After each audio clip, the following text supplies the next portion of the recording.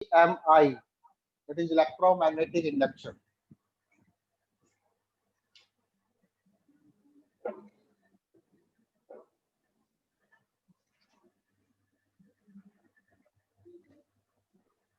Electromagnetic induction. Yes.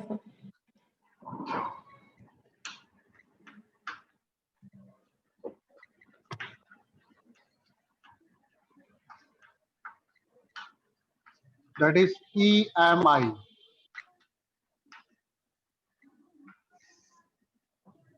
ठीक है, तो इलेक्ट्रोमैग्नेटिक इंडक्शन में चलो इसमें क्या पढ़ेंगे हम लोग,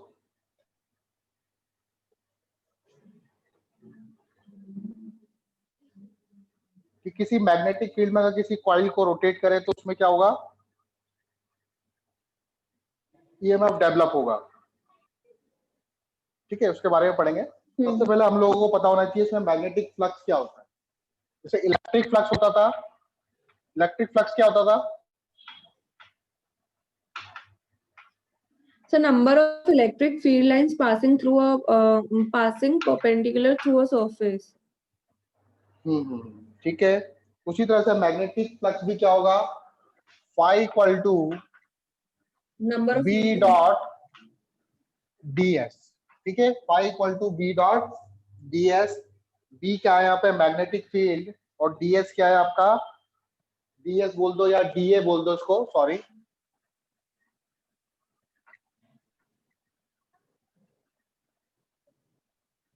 डी, इसमें एरिया आता है कि लूप आता है इसमें, सॉरी एरिया आता है इसमें, बी डॉट डी ए बोल दो आप।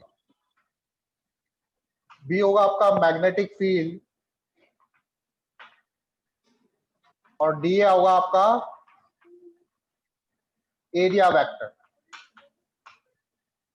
ठीक है, तो किसी लाइन पर्टिकुलर एरिया से कितने नंबर ऑफ लाइन पास हो रही है उसको हम लोग बोलते हैं मैग्नेटिक फ्लक्स।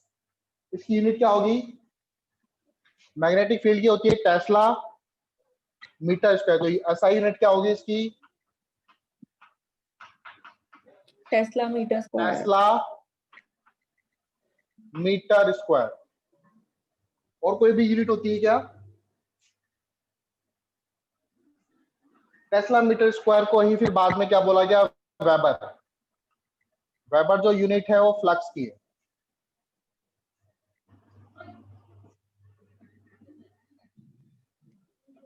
ठीक है, तो मैग्नेटिक फ्लक्स अगर कोई पूछे क्या होता है, हम लोग बोलेंगे magnetic flux is basically count number of lines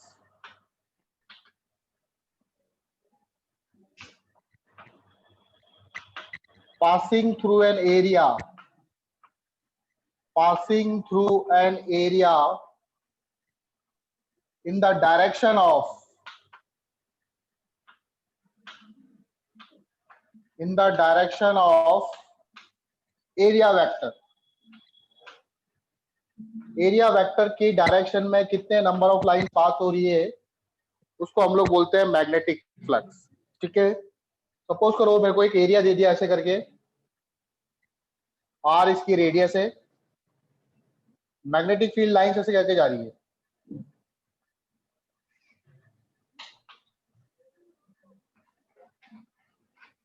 और इसका एंगल है ये 37 डिग्री। बताओ फ्लक्स कितना होगा, फ्लक्स कितना होगा इसमें, एरिया वेक्टर के साथ एंगल क्या बना रहा है, 37। phi is equals to BA cos 37. phi equal to BA cos 37। ठीक है, तो फाई इक्वल टू क्या हो जाएगा, फाई इक्वल टू हो जाएगा बी ए कॉस 37, क्योंकि एरिया वेक्टर जो है वो ऊपर की तरफ है, ए कैप बोल दे इसको, और ये एंगल बना रहा है। हाँ, तो बी है आपका बी और एरिया है पाई आर स्क्वायर, कॉस 37 की वैल्यू होती है 4/5। ठीक है, यस सर। चलो इसके बाद होता है एक्सपेरिमेंटल फैक्ट्स।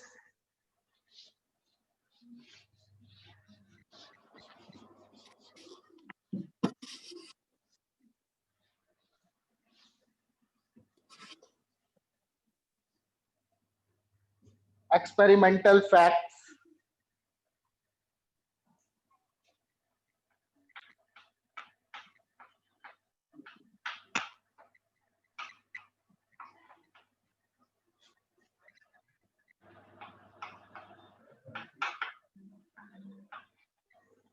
एक्सपेरिमेंटल फैक्ट में देखो,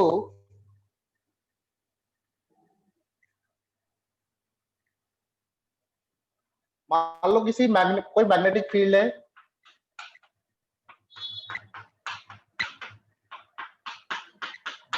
और इसके अंदर एक क्लोज लूप रखा हुआ है, और अगर इस मैग्नेटिक फील्ड की वैल्यू बी मान लो, अगर मैं बी को चेंज करूंगा तो क्या होगा? सर बी को चेंज करोगे तो फ्लक्स चेंज होगा। और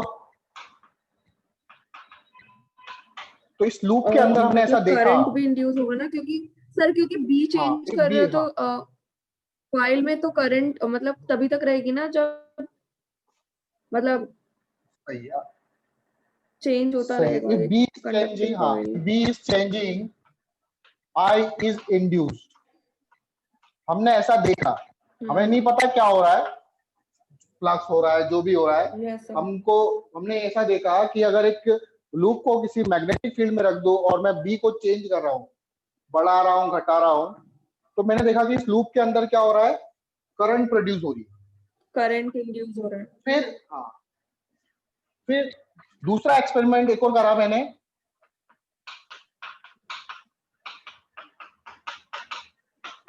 ठीक है, एक्सपेरिमेंटली मैं ऐसा पता करा, एक लूप है, इसकी रेडियस है आर, और मैं इस लूप को क्या करता जा रहा हूँ, बड़ा करते जा रहा हूँ। तो मैंने देखा कि आर को जब मैं इंक्रीज कर रहा हूं, तो अगेन इस लूप में क्या हो रहा है, करंट इंड्यूस हो रही है, आई इज इंड्यूस्ड। बात समझ में आ रही है? Yes sir. इंड्यूस, ठीक है, आई इज इंड्यूस्ड।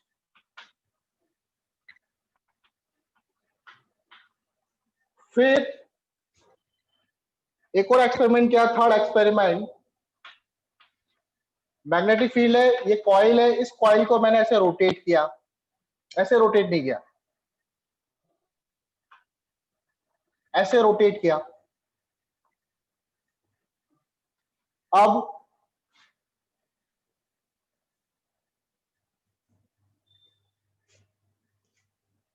सर कॉइल ठीक है, ये रोटेट हो रहा एक्सिस, है तो भी ये फ्लक्स मतलब चेंज हो रहा है, ओमेगा से भी चेंज होता है। बी कांस्टेंट है, एरिया कांस्टेंट है, फिर भी करंट तो इंड्यूस हो रहा है ना, क्योंकि वो कॉइल रोटेट हो रहा है। अब नो इंड्यूस करंट, थीटा,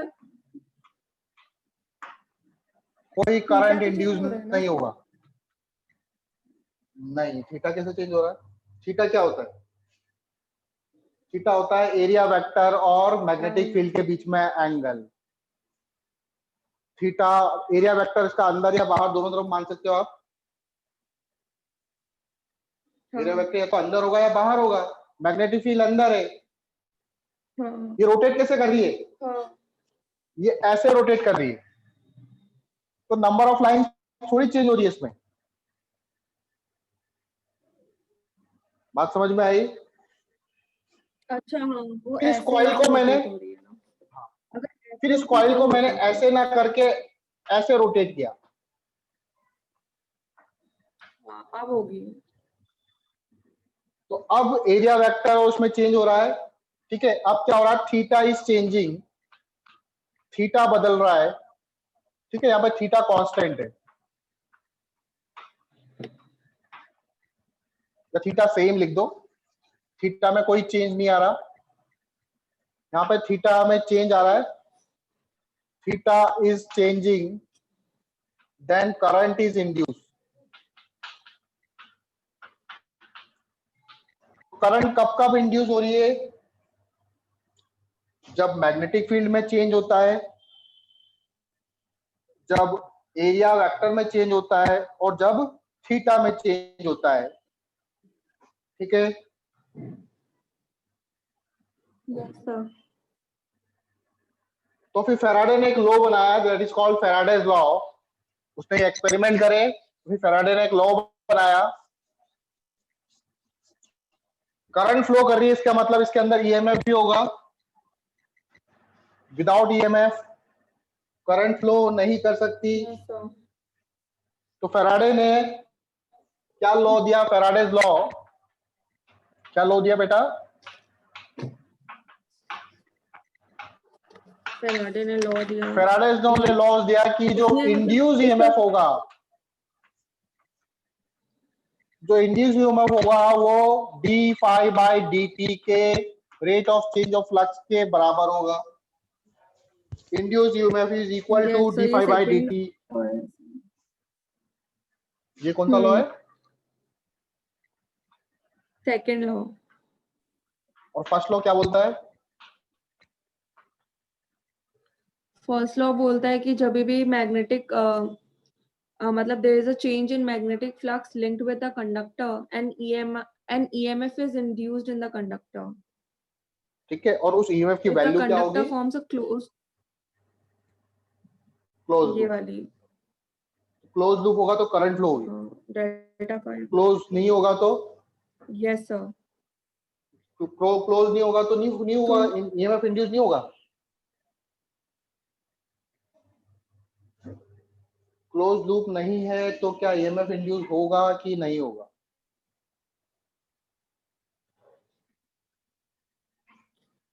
सो क्योंकि वायर वाला भी तो पढ़ते हैं ना, रेल वाला, तो क्लोज लूप तो होना ही चाहिए वैसे, क्योंकि तभी तो सर्किट कंप्लीट होगा ना सर। क्लोज लूप तो तब जरूरत है जब हमको करंट को फ्लो करवाना हो। क्लोज लूप नहीं होगा तो ईएमएफ हाँ। इंड्यूस नहीं होगा,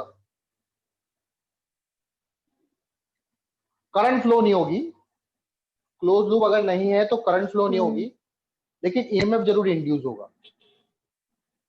ठीक है, ईएमएफ इंड्यूस यस सर। जरूर होगा लेकिन करंट फ्लो नहीं कर पाएगी, क्योंकि जो पाथ है वो क्लोज नहीं है।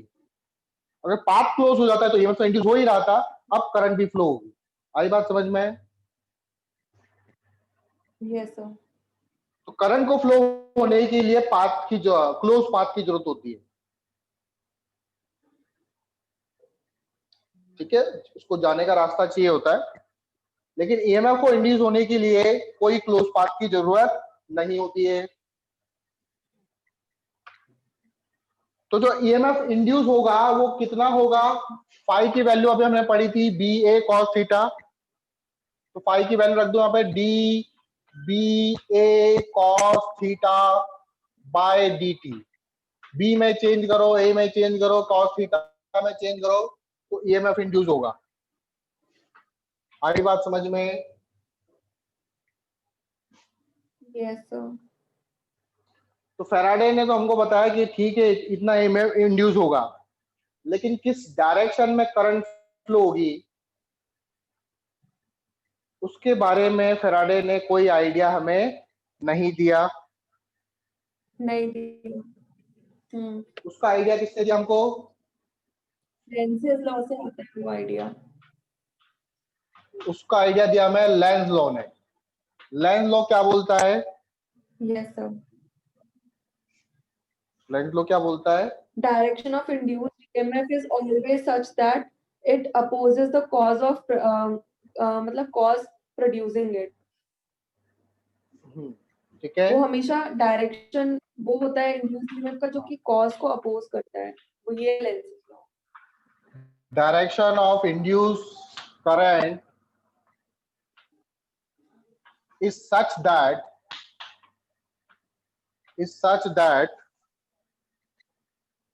direction of induced current is such that 2 minute रुकना।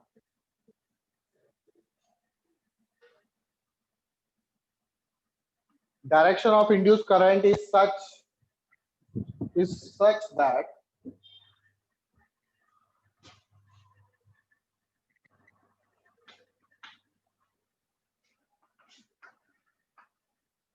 that it oppose the cause by which it produced.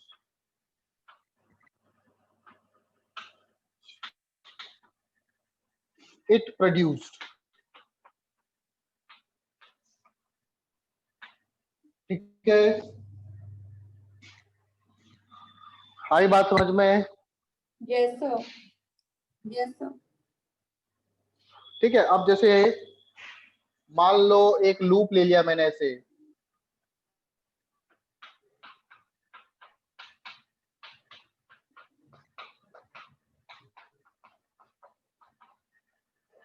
ये लूप ले लिया, ये आपका मैग्नेटिक फील्ड है,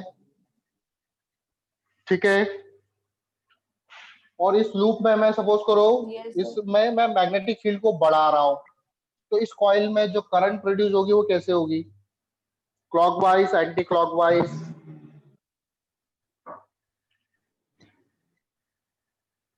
सर एक मिनट सोचने दो.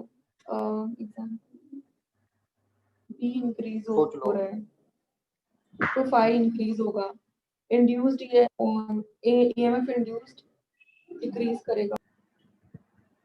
ठीक है, ठीक है, कैसे?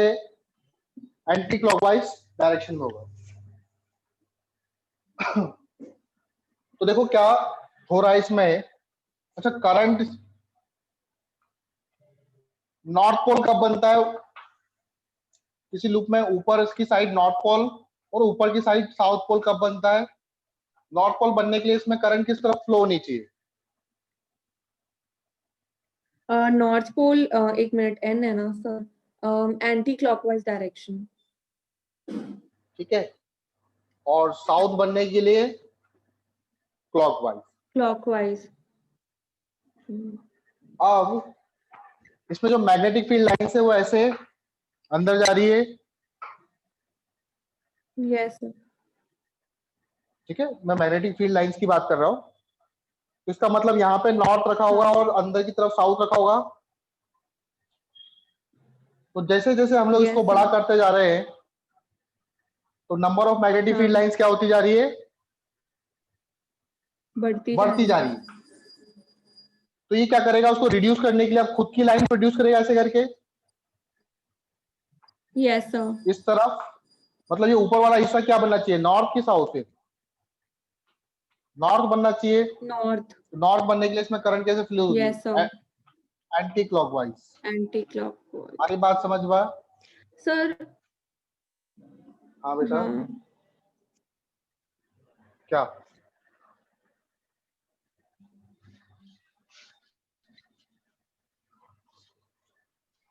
कुछ पूछ रहे थे?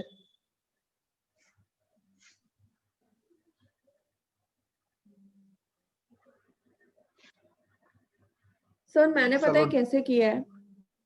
हाँ, सर कैसे क्या देखो है? क्योंकि बी ये एंटी क्लॉकवाइज है, ठीक है.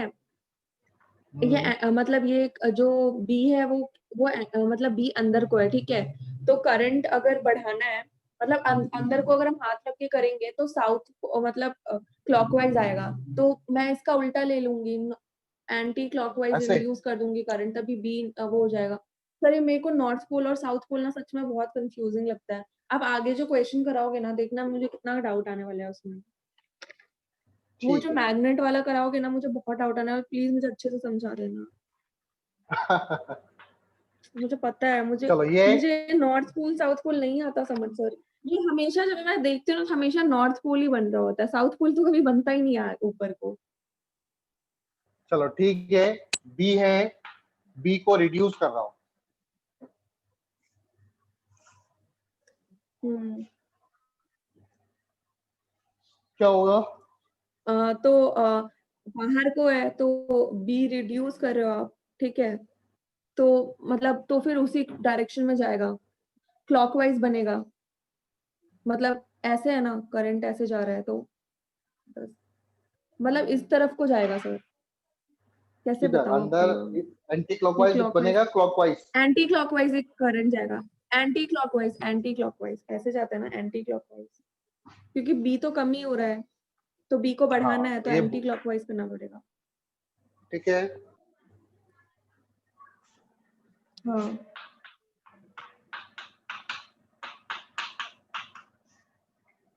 मान लीजिए I induce,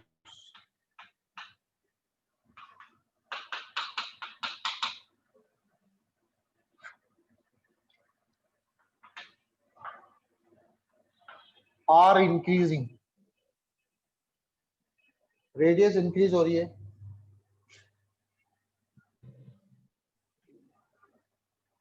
yes sir, radius तो इंक्रीज हो रही है तो एरिया इंक्रीज हो रहा है, तो बी तो फिर मतलब इंड्यूस करंट को कम करना पड़ेगा, तो ये एंटी क्लॉकवाइज जाएगा, करंट इंड्यूस एंटी क्लॉकवाइज होगा।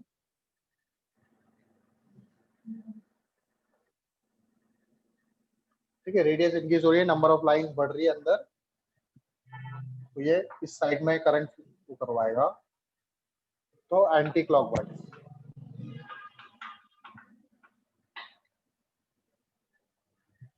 ठीक है, एग्जांपल लिख लेना, कौन सा, फर्स्ट, सेकंड,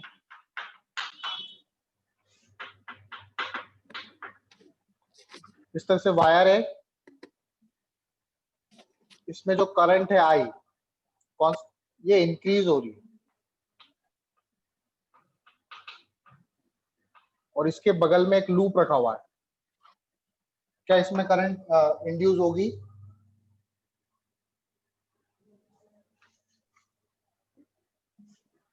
सर बी अंदर को है, ठीक है, तो करंट एंटी क्लॉकवाइज होना चाहिए,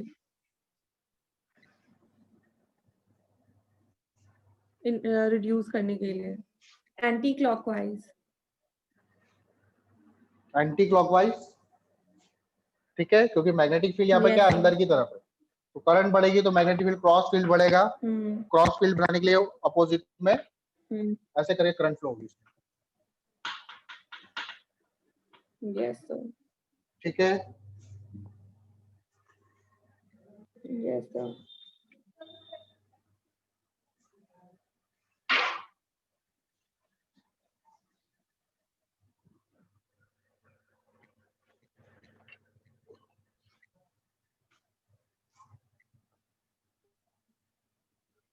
नेक्स्ट एग्जांपल देखो, अब आगे मैग्नेट वाले, ये साउथ है, ये नॉर्थ है, यहाँ पर एक लूप रखा हुआ है, ये रेस्ट पर है, ये v वेलोसिटी से की तरफ आ रहा है, यहां से एक ऑब्जर्वर देख रहा है,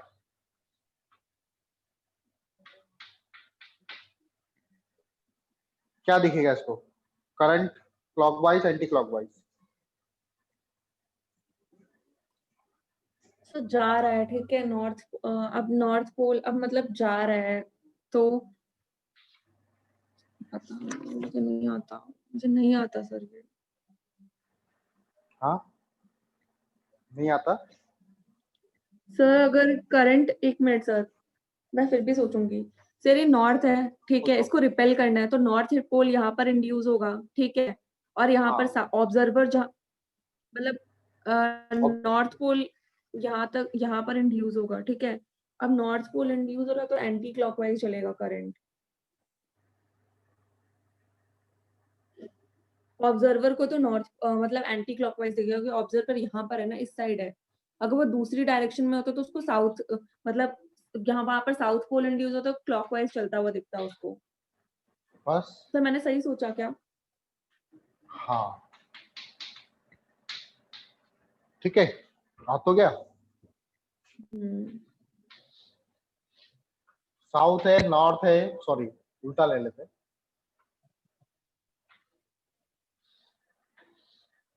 ये इधर जा रहा है, यस सर। अब अब वो जा रहा है, ठीक है, दूर जा रहा है, अब उसको मतलब क्या हो रहा है, मतलब उसको अब करंट बढ़ाना है, ठीक है, क्योंकि वो दूर जा रहा है, तो यहाँ पर फिर नॉर्थ पोल इंड्यूस होगा, साउथ के पास में नॉर्थ पोल इंड्यूस होगा, और ऑब्जर्वर को एंटी क्लॉकवाइज दिखेगा। ठीक है,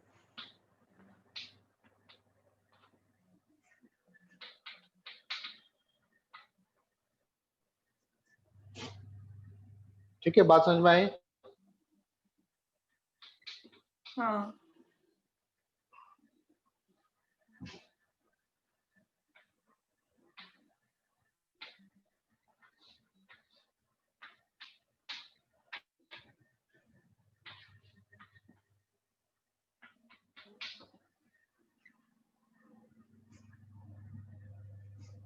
अब वो उसके पास जा रहा है लेकिन लूप दूर जा रहा है, ठीक है, तो क्या होना चाहिए इस केस में? मुझे नहीं पता। ये इसके पास जा रहा है और ये इससे दूर भाग रहा है।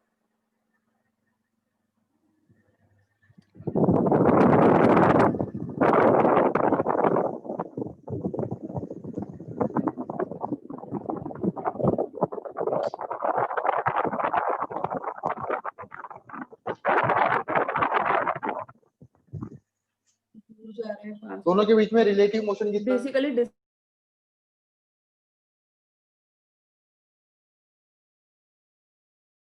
रहा है और दोनों बिल्कुल मतलब सेम ये भी v डायरेक्शन से में जा जा रहा रहे है, हैं, ये भी v से जा रहा है, ऐसे जा रहे हैं। तो v रिलेटिव तो 0 हो जाएगा। हाँ, तो v रिलेटिव 0 हो जाएगा। No induce current. जितने नंबर ऑफ लाइन है उतने ही तो रहेंगे, क्या चेंज हो जाएंगे? एक के रेस्पेक्ट में दूसरा रेस्ट पे ही तो नहीं दिखेगा। होगा चेंज। नो हाँ। इंड्यूस करंट, कोई करंट इंड्यूस नहीं होगी। आई बात समझ में? और दो चार पूछता हूँ।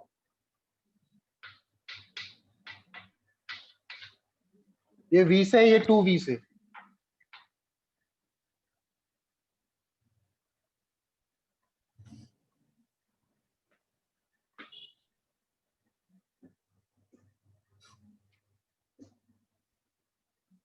लूप जा रहा है v से, सॉरी 2v से, और मैग्नेट आ रहा है v से। अब सर तो मैग्नेट दूर जा रहा है। ठीक है, ठीक है। तो इनका रिलेटिव मोशन अगर देखें तो एक दोनों एक दूसरे से क्या जा रहे हैं, दूर जा रहे हैं। तो यार साउथ पोल बनेगा तो इसको क्लॉकवाइज दिखेगा। Yes sir. ठीक है, आई बात समझ में? Yes sir. हाँ, तो किस तरह के क्वेश्चन में प्रॉब्लम आती है आपको? अभी तो हो गया। हाँ, हो गया। Sir sir happy Navratri. हाँ बेटा, same to you, same to you, मैं बोल रही हूँ happy Navratri. Same to you. चलो आगे देखें।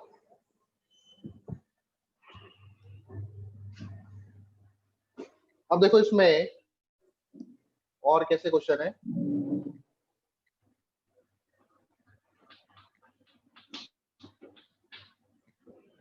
एक मैग्नेट है ऐसे करके, ये साउथ है, ये नॉर्थ है, ये फिक्स्ड है, और इसके नीचे एक लूप रखा हुआ है। इसको रिलीज किया। ऑब्जर्वर को कहां बिठाए बताओ? ऊपर बिठाए? कहीं भी बैठा लो। ऑब्जर्वर यहां से देख रहा है, ऑब्जर्वर ऊपर से देख रहा है, तो इसको क्या दिखेगा? सर ये एक ग्राउंड मिनट है। बनाने को पहले। तो ये नॉर्थ है, ये साउथ है, और ये कॉइल है। सर क्या हो रहा है इसमें? अच्छा, आई इंड्यूस टाइम कर। कॉइल को इसके नीचे सर से रिलीज नॉर्थ, करा। सर देखो नॉर्थ, और डंडी क्या है सर? ये लाइन वायर है क्या?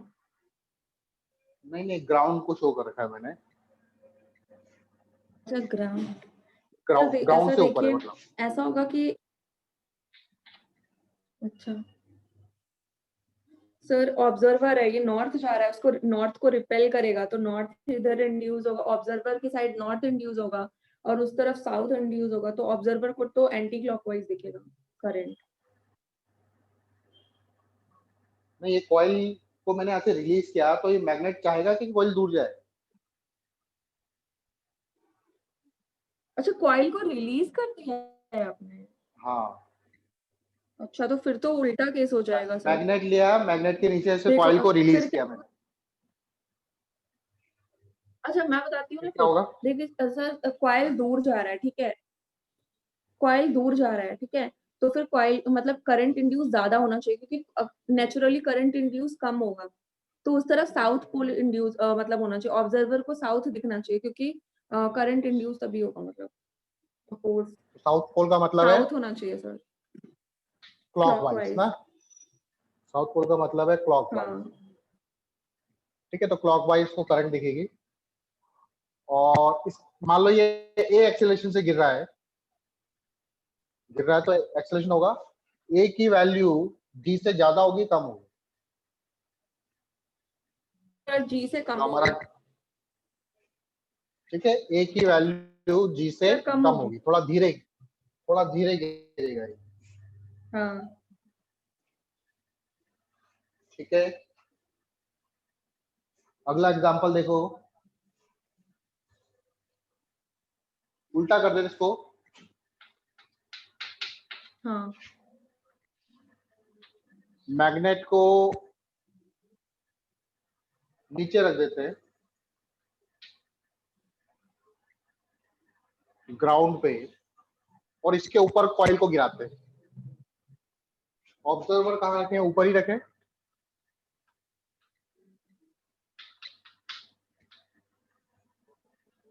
ठीक है, ये तो फिक्स्ड है ग्राउंड पे, उसको रिलीज किया। अब इस ऑब्जर्वर को क्या दिखेगा? करंट किस डायरेक्शन में इंड्यूस होते हुए दिखेगी?